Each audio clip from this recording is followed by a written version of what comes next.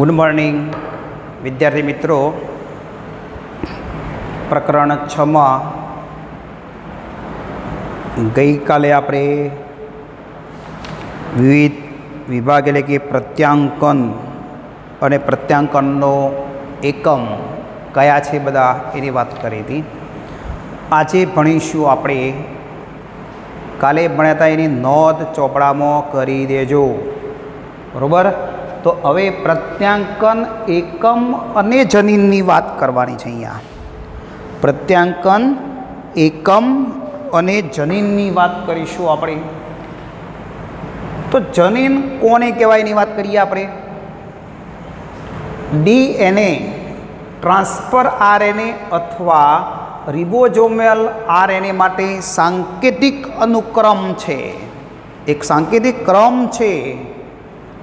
એ, T, C, જી આવા બધા nitrogen બેઝના ખંડો આવેલા છે. તો ડીએનએ એ ટ્રાન્સફર આરએનએ અથવા રિબોઝોમલ આરએનએ માટે સાંકેતિક અનુક્રમ છે, તેને જનીન કહે છે. તો અહીંયા આપણને એક જનીનની વ્યાખ્યા સ્પષ્ટ કરી આપી છે, ટેક્સ્ટ બુકમાં પણ લખેલું જ છે, બરાબર. તો જનીન જે રહ્યું એ જનીન કોને કહેવાય? ડીએનએનો ખંડ છે, પણ કોની સાંકેતિક અનુક્રમ છે? ટ્રાન્સફર આરએનએ અથવા રિબોઝોમલ આરએનએ માટે સાંકેતિક અનુક્રમ છે, એને જનીન કહેવાય. આનુવંશિકતાનો ક્રિયાત્મક એકમ એટલે જનીન. તો આનુવંશિકતાનો ક્રિયાત્મક એકમ એટલે જનીન. કારણ કે પેઢી દર પેઢી જે લક્ષણો ઉતર્યા છે ડીએનએના ખંડમાં રહેલી માહિતી દ્વારા આવે છે, એટલે આનુવંશિકતાનો એકમ કહીશું આપણે એને. જનીનો ડીએનએ પર આવેલા છે. તો જનીનો ક્યાં આવેલા છે? ડીએનએ પર આવેલ છે. અને ડીએનએ કયો હોય? રંગસૂત્રમાં હોય. રંગસૂત્રો કયો હોય? કોષ કેન્દ્રમાં હોય, જે આપણે ડીએનએ પેકેજિંગ પડીને આવ્યા છીએ આપણે. જનીનને ડીએનએ અનુક્રમના શબ્દોમાં વ્યાખ્યાયિત કરવું મુશ્કેલ છે. ડીએનએના અનુક્રમની અંદર આપણે કા ડીએનએનો આટલો ક્રમ એવું આપણે વ્યાખ્યાયિત કરી શકતા નથી. ડીએનએના અનુક્રમ, ડીએનએની અંદર આ ક્રમ આટલો એટલે કે જનીન એવું સ્પષ્ટ કહી શકતા નથી, મુશ્કેલ છે એવું કહેવું. મોટું ડીએનએની અંદર કેટલાય ક્રમ, મોટા ખંડો, ઘણા ખંડો આવેલા છે, જનીનો આવેલા હોય. તો જનીનને ડીએનએના અનુક્રમના શબ્દોમાં વ્યાખ્યાયિત કરવું મુશ્કેલ છે, ડિફિકલ્ટ છે. તો અહીંયા આપણે જોઈએ કે એ ડીએનએના ખંડની અંદર જે પ્રત્યાંકન એકમ અને જનીનની આપણે વાત કરીએ કે આ પ્રત્યાંકનની શરૂઆત થઈને મેસેન્જર અને બન્યું, બરાબર. અહીંયા પૂર્ણ થઈ ગયું, અહીંથી શરૂ થયું, અહીંયા પૂર્ણ થયું. તો એની અંદર એક્સોન, ઇન્ટ્રોન, એક્સોન, ઇન્ટ્રોન, એક્સોન, ઇન્ટ્રોન જેવા ભાગો બતાવેલા છે. તો આપણે અહીંયા સિસ્ટોનની પેલી વાત કરીએ, બરાબર.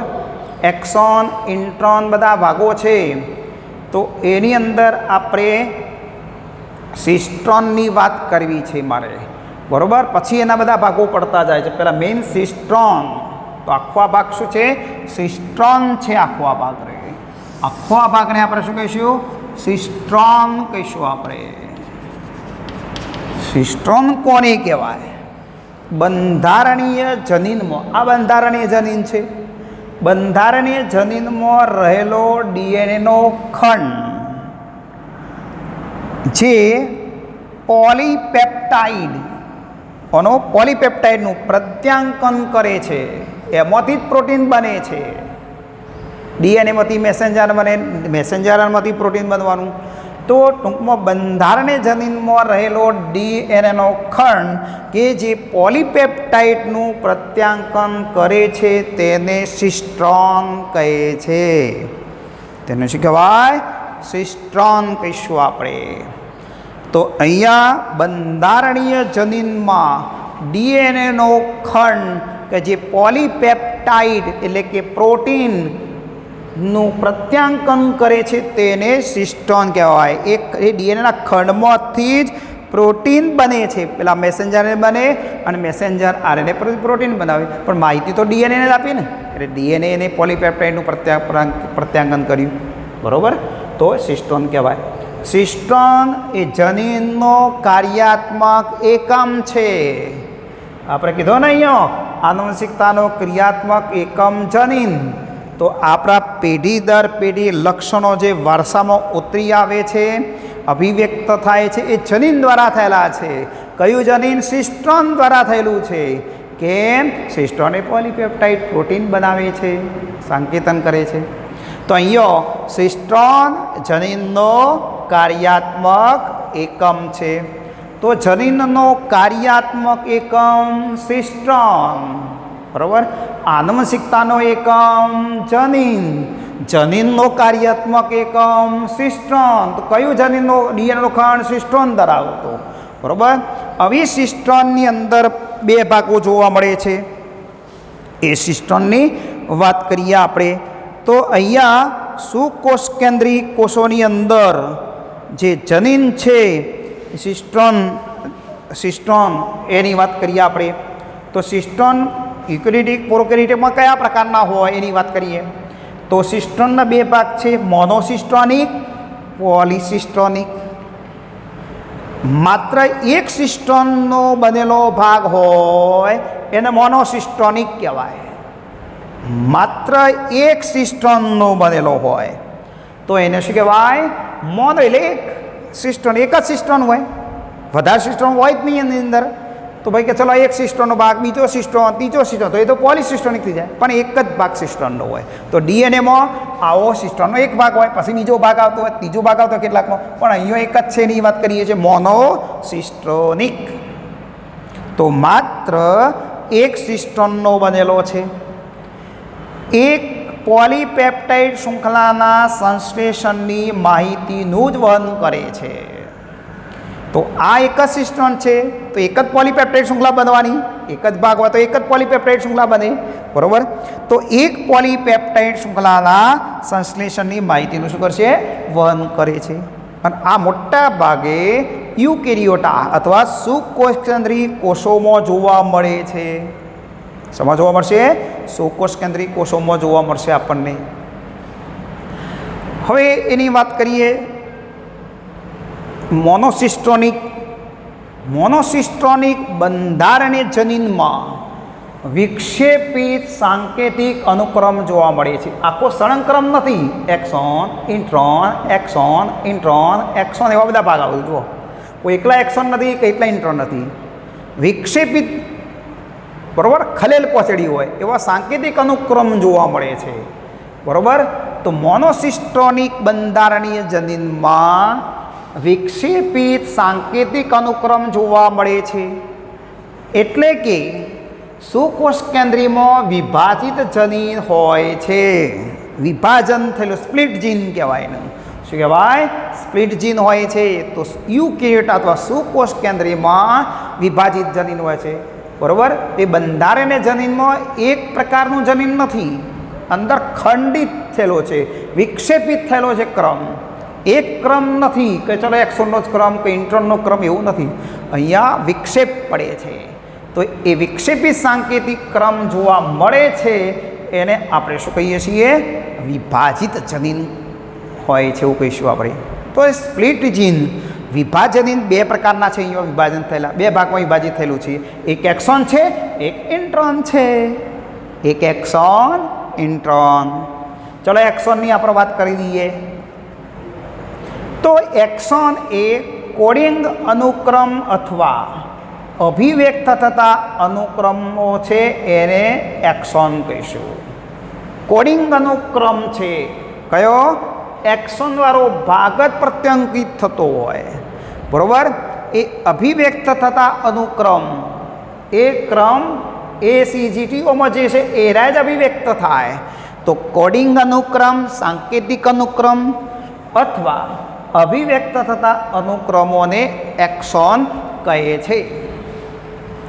એક્સોન પરિપક્વ, એટલે એક્સોનમાંથી જ્યારે આ મેસેન્જર આરએનએ બને, બરાબર, તો એક્સોનમાં પરિપક્વ અથવા પ્રક્રિયા પામેલું જે મેસેન્જર આરએનએ છે એમાં જોવા મળે છે.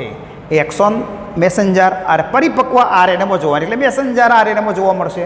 તો અહીંયા એક્સોન એ પરિપક્વ અથવા સંસાધિત પ્રક્રિયા પામેલ બધી પ્રક્રિયાઓમાંથી પસાર થઈને જ્યારે મેસેન્જર છેલ્લે બને ત્યારે એમાં માત્ર કોણ જોવા મળે? એક્સોન જોવા મળે છે. બરાબર. એક્સોન ઇન્ટ્રોન દ્વારા વિક્ષેપિત થાય છે. વચ્ચે કોણ ઘૂસ માર્યું છે? ઇન્ટ્રોન. આ એક્સોન, બે એક્સોનના વચ્ચે ઇન્ટ્રોન આવ્યું, પાછા બે એક્સોનના વચ્ચે કોણ આવ્યું? ઇન્ટ્રોન આવ્યું. તો ઇન્ટ્રોન વિક્ષેપિત કરે છે એક્સોનમાં. બરાબર. તો એક પાટલી પર જ્યારે છોકરાઓની લાઈન બેઠેલી હોય અને વચ્ચે બે છોકરા વચ્ચે છોકરીને પડે તો વિભાજિત થઈ જાય, બે જુદા પડી જશે રે. બરાબર.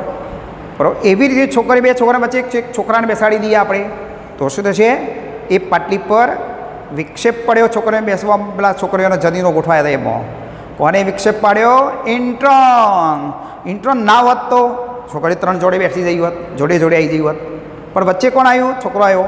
એક તો આ સુધી વિક્ષેપિત ક્રમ થઈ ગયો કહેવાય. બરાબર. તો અહીંયા આપણે એવી જ રીતે અહીંયા એક્સોન બેના વચ્ચે ઇન્ટ્રોન છે તો એક્સોન ઇન્ટ્રોન દ્વારા વિક્ષેપિત થયો. તો એક્સોન કોના દ્વારા વિક્ષેપિત થાય છે? તો ઇન્ટ્રોન દ્વારા વિક્ષેપિત થાય છે. બરાબર. તો આ એક્સોનની વાત થઈ જઈએ આપણે. તો એક્સોન એ કોડિંગ ક્રમ અથવા અભિવ્યક્ત થતા અનુક્રમ ધરાવે છે એટલે એક્સોન કહેવાય રે. એ જ જનીન પોતાની અભિવ્યક્તિ દર્શાવવાનો છે. બરાબર. એક્સોન પરિપક્વ અથવા સંસાધિત પ્રક્રિયાને અંતે મેસેન્જર એમાં એક્સોન જોવા મળે છે. અને એ એક્સોન કોના દ્વારા વિક્ષેપિત થયો? ઇન્ટ્રોન દ્વારા વિક્ષેપિત થાય છે. બોલો ક્લિયર?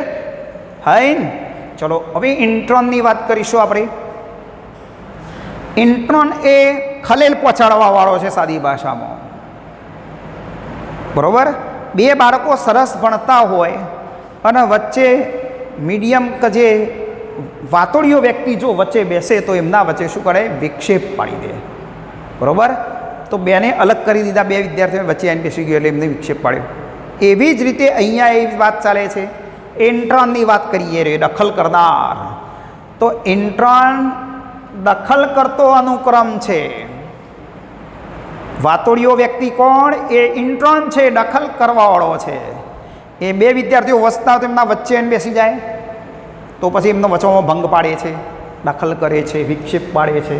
તો ઇન્ટ્રોન દખલ કરતો અનુક્રમ છે જે પરિપક્વ અને પ્રક્રિયા પામેલ આરએનએમાં જોવા મળતો નથી. એને ઇન્ટ્રોન કાઢી મૂક્યો અને બે બાળકો બીજી પાટલી પર બે ગયા પછી એમાં એ જોવા મળશે નહીં. એ પરિપક્વ આરએનએ પ્રક્રિયા પામેલ જ્યારે છેલ્લે મેસેન્જર બને છે ત્યારે એમાં આ ઇન્ટ્રોન દખલ કરવાવાળા હોતા નથી. બોલો એક્સોન ઇન્ટ્રોન કહેવાનું મોનોસિસ્ટોનિક ભાગ છે. એમાં વિભાજિત જનીનોના ભાગો જોઈ લીધા આપણે. બોલો ફાઇન. સરસ. નોટ સરસ બનાવી દો ઈઓની. બરાબર. ચલો હવે પોલિસિસ્ટોનિકની વાત કરીએ. પોલી એટલે બહુ, વધારે. પોલી એટલે વધારે.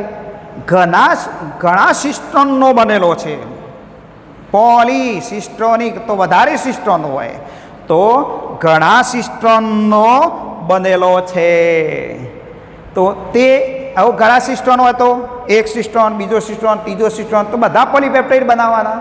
તો એક કરતો વધારે પોલીપેપ્ટાઇડ શૃંખલાના સંશ્લેષણની માહિતીનું શું કરે છે? વહન કરે છે. તો એક કરતો વધુ પોલીપેપ્ટાઇડ શૃંખલાના સંશ્લેષણની માહિતીનું શું કરશે? આ સિસ્ટોનવાળો ભાગ છે માહિતી ગ્રહણ કરે, આ સિસ્ટોનવાળો અલગ કરે, આ સિસ્ટોનવાળો અલગ કરે, આ સિસ્ટોન અલગ કરે. જુઓ તો બધા પોલીપેપ્ટાઇડ માહિતી વહન કરશે. પોલિસિસ્ટોનિક સમજ જોવા મળશે. પ્રોકેરિયોટા આદિકોષ કેન્દ્રીય સજીવમાં જોવા મળે છે. આદિકોષ કેન્દ્રીય જેની અંદર સિસ્ટોન વધારે હોય એટલે વધારે પોલીપેપ્ટાઇડ શૃંખલાઓ, વધારે પ્રોટીન બને છે. બરાબર. અને ઉત્સેચકો એટલા બનતા હોય છે તેઓ એ પ્રક્રિયા કરવા ઉપયોગી. તો બોલો સિસ્ટોનનો ભાગ ક્લિયર? રાઈટ. ચલો અહીંયા આપણે આ સિસ્ટોનની માહિતી ક્લિયર કરી દીધી બધી કમ્પ્લીટલી. સરસ રીતે નોંધ કરી દેજો ચોપડામાં પ્રશ્ન. બરાબર. ચલો હવે આગળ આપણે વિભાગ જોઈશું નવો. બરાબર. નવા પ્રશ્ન તરફ જવા માગીએ છીએ. આરએનએ પ્રત્યાંકન માટે જરૂરી ઘટકો અને પ્રત્યાંકનની પ્રક્રિયા સુકોષ કેન્દ્રી અને આદિકોષ કેન્દ્રીયમાં કેવી રીતે થાય એના તરફ જઈએ.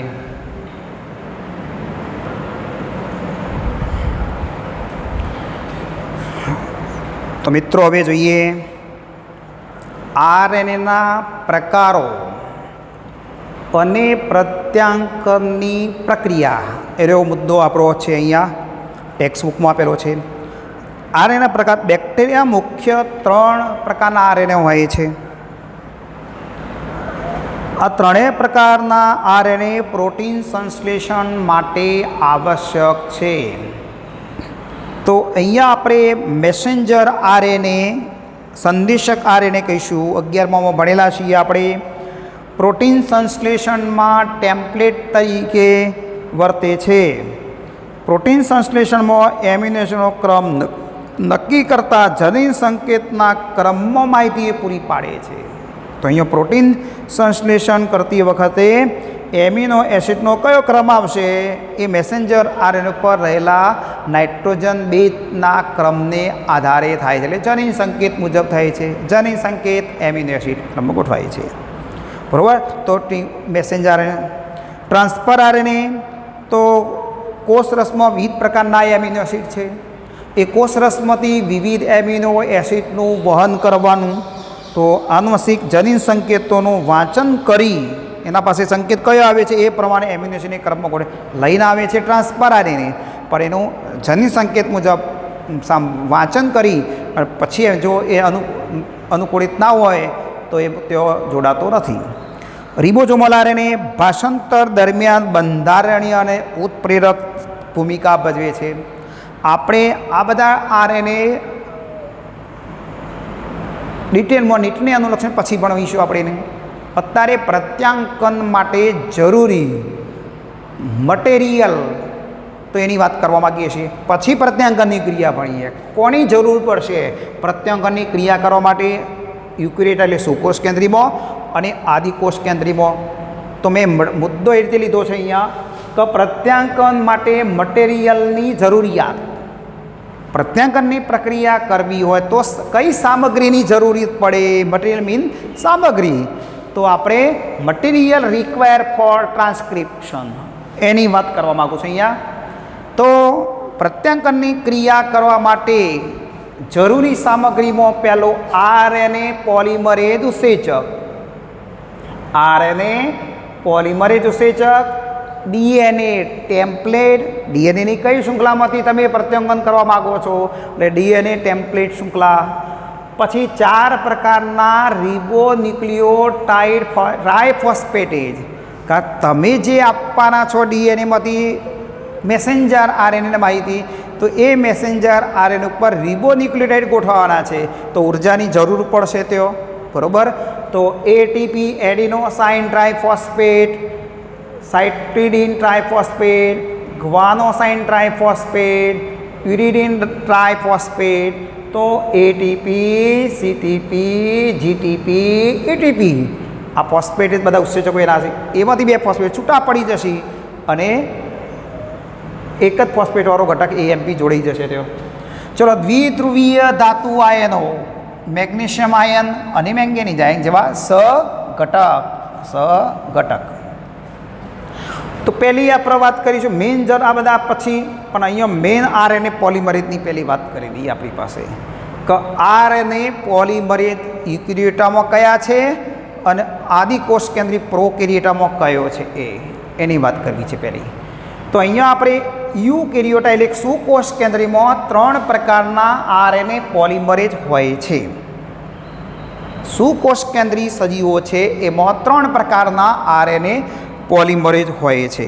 તો અહીંયા આપણને એ પણ મુદ્દો આપણી ટેક્સ્ટબુકમાં આપેલો છે કે સુકોષ કેન્દ્રીમાં ઉત્સેચકો આરએનએ પોલિમરેઝ કયા કાર્યો પહેલાં કરે છે એની વાત કરીએ, પછી પ્રક્રિયા શરૂ કરે છે. એટલે આપણે સામગ્રી પહેલી ભણીએ છીએ. મેઇન મુખ્ય કોણ છે? RNA polymerase. આપણો મેઇન સામગ્રી કઈ છે? આના વગર કદી આરએનએ બને નહીં.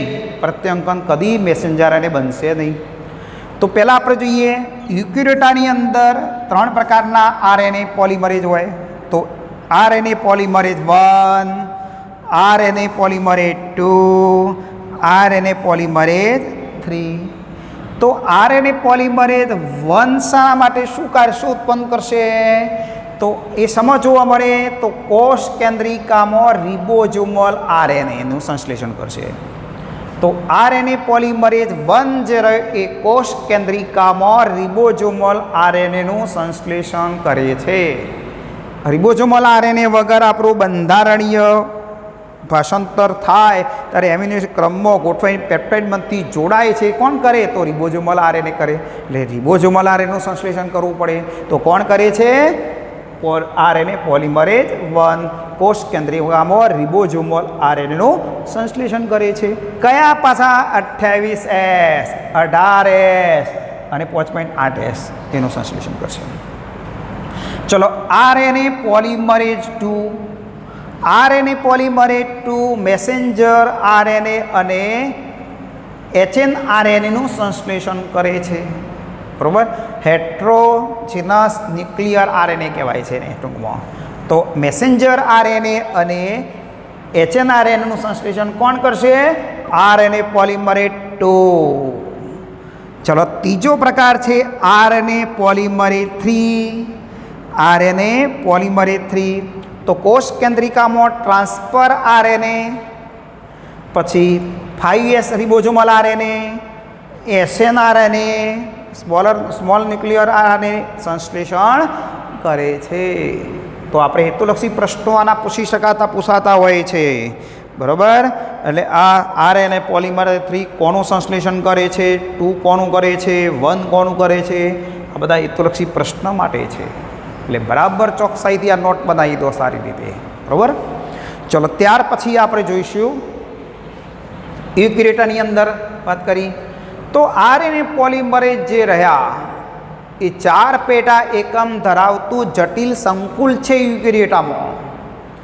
યુકેરિયોટાની અંદર 4 સંકુલ ધરાવતું 4 પેટા એકમ સબ યુનિટ ધરાવતો જટિલ સંકુલ છે. કોર એન્ઝાઇમ બનાવે છે આ સંકુલો. કોર એન્ઝાઇમ એક સિગ્મા હોય અને એક રો કારક છે જે આગળ આપણે જરૂર પડશે. અહીંયા આપણી ટેક્સ્ટબુકમાં આનું અલગીકરણ નહીં કર્યું, પ્રક્રિયામાં લઈ લીધા છે. તો RNA પોલિમરેઝ એ 4 પેટા એકમ ધરાવે છે. 2 આયર્યા આલ્ફા અને બીટા. બરાબર? 2, 3 અને 1, 4. કોર એન્ઝાઇમની અંદર કોર એન્ઝાઇમ, સિગ્મા કારક અને રો પેટા એકમ છે સબ યુનિટ. તો અહીંયા સિગ્મા સબ યુનિટ, રો સબ યુનિટ, પેટા એકમ કયો, ઉપ એકમ કયો, જે શબ્દ સબ યુનિટ ઇંગ્લિશમાં કહેવાય ને. તો એની આ કોર એન્ઝાઇમ પાસે 4 એકમો છે. 2 આલ્ફા છે અને બીટા છે, બીટા ડેશ. તો 2 આલ્ફા સબ યુનિટની અંદર એ નિયામકી પ્રોટીન સાથે જોડાય છે. પ્રમોટર પાસે નિયામકી પ્રોટીન છે એની સાથે જોડાશે તેઓ. તો 2 આલ્ફા સબ યુનિટ ધરાવે છે આ એન્ઝાઇમ, તો એ નિયામકી પ્રોટીન સાથે જોડાશે. 1 બીટા સબ યુનિટ DNA ટેમ્પલેટ સાથે જોડાય છે. DNA ટેમ્પલેટ શૃંખલા સાથે જોડાશે. 1 બીટા ડેશ સબ યુનિટ તે RNA ન્યુક્લિયોસાઇડ સાથે જોડાય છે. હેતુલક્ષી પ્રશ્ન બની ગયા નીટ માટેના કે ભાઈ કોર એન્ઝાઇમમાં 2 આલ્ફા સબ યુનિટ કોની સાથે જોડાય છે? તો નિયામકી પ્રોટીન સાથે. બરાબર? કોઈ એન્ઝાઇમનો કયો ભાગ DNA ટેમ્પલેટ સાથે જોડાય છે? તો 1 બીટા ડેશ સબ યુનિટ RNA ન્યુક્લિયોટાઇડ સાથે જોડાય છે. બરાબર? તો કોર એન્ઝાઇમની વાત થઈ જઈએ રહીએ. બરાબર? સિગ્મા સબ યુનિટની વાત કરીએ. સિગ્મા એ પ્રમોટરને ઓળખે છે. પ્રમોટરને ઓળખે છે અને મેસેન્જર RNAના સંશ્લેષણનો અથવા પ્રત્યાંકનની સંશ્લેષણનો પ્રારંભ કરે છે. પ્રત્યાંકનની ક્રિયા અથવા મેસેન્જર RNAના સંશ્લેષણનો પ્રારંભ કરે છે. કયું? સિગ્મા કારક વિલ સ્ટાર્ટ કરાવે છે. બરાબર? રો કારક, રો સબ યુનિટ છેડા ઉપર આવેલું હોય ટર્મિનેટરવાળા ભાગ ઉપર પ્રત્યાંકન સમાપ્ત કરવામાં મદદ કરે છે. આ પ્રમોટર છે ત્યાં આવેલું હોશિયારીય કારક અને આ કારક કહેલું છે ટર્મિનેટરવાળા ભાગ ઉપર હોય, એટલે પ્રત્યાંકન સમાપ્ત કરવામાં મદદ કરે છે. બોલો ક્લિયર? તો અહીંયા આપણને યુકેરિયોટામાં 3 પ્રકારના આરએનએ પોલિમરેજ હતા અને એ આરએનએ પોલિમરેજ એક જટિલ સંકુલ છે એની આપણે વાત કરી દીધી. કયા જટિલ સંકુલો લેવાના છીએ આપણે ઉપયોગ કરીશું એની વાત કરી દીધી. ચલો બીજો વિભાગ જોઈએ. આદિકોષ કેન્દ્રી સજીવો પ્રોકેરિયોટામાં એક જ પ્રકારનો આરએનએ પોલિમરેજ હોય, એક જ છે પોલિમરેજ. તો એક જ આરએનએ પોલિમરેજ આવેલો છે એમાં જે બધા પ્રકારના આરએનએનું સંશ્લેષણ કરે છે. એ બધા જ પ્રકારના આરએનએ, મેસેન્જર આરએનએ હોય, રિબોઝોમલ આરએનએ હોય, ટ્રાન્સફર આરએનએ હોય, એ બધા આરએનએનું સંશ્લેષણ કરે છે. બરાબર? તો આદિકોષ કેન્દ્રમાં એક જ પ્રકાર છે, એટલે વાત પ્રકાર તો આવ્યા જ નહીં. મેઇન પ્રકાર કયો આપણા પાસે? સુકોષ કેન્દ્રી આપણામાં આ 3 પ્રકાર છે. એના માટેના જટિલ સંકુલમાં ઘટકો સબ યુનિટ કયા છે એની વાત કરી દીધી આપણે.